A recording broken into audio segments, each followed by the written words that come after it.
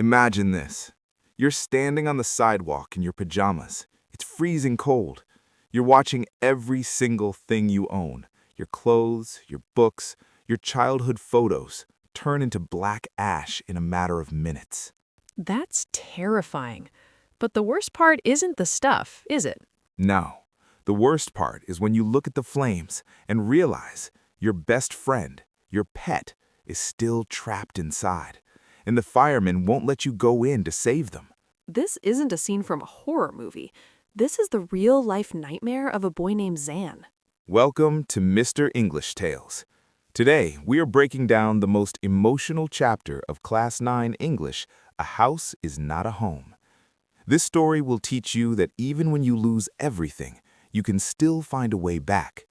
If you want to ace your exams and understand the deep meaning of life, stay with us until the end. So, speaker one.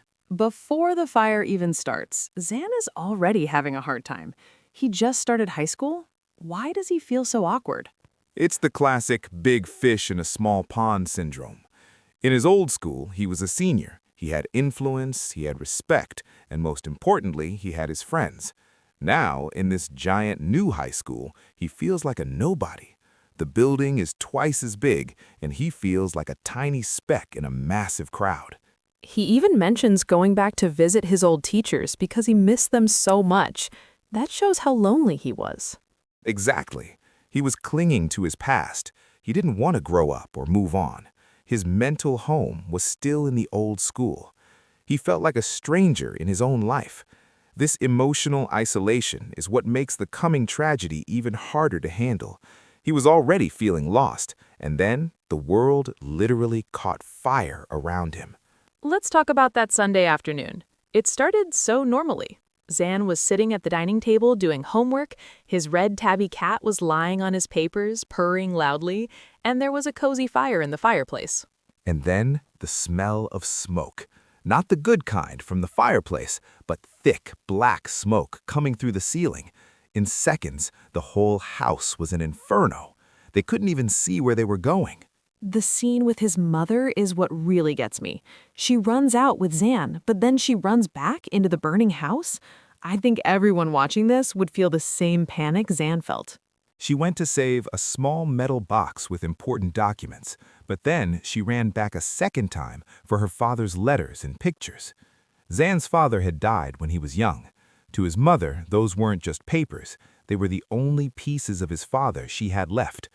It shows that even in a life-threatening situation, we protect our memories first. While she was risking her life for memories, Zan was screaming for his cat. But the house was gone. 5 hours later, it was just a pile of ash. They had nothing. No shoes, no money, no cat. He felt like his whole identity had been burned away. The next day at school sounds like a nightmare. Zan has to go to school wearing borrowed clothes and sneakers he borrowed from his aunt. He has no books, no backpack, nothing. He literally says he felt like a zombie. He wanted to curl up and die. He felt like an embarrassment. He actually thought his future was ruined because he didn't fit in anymore. But this is where the story takes a massive turn. The students at his school did something incredible.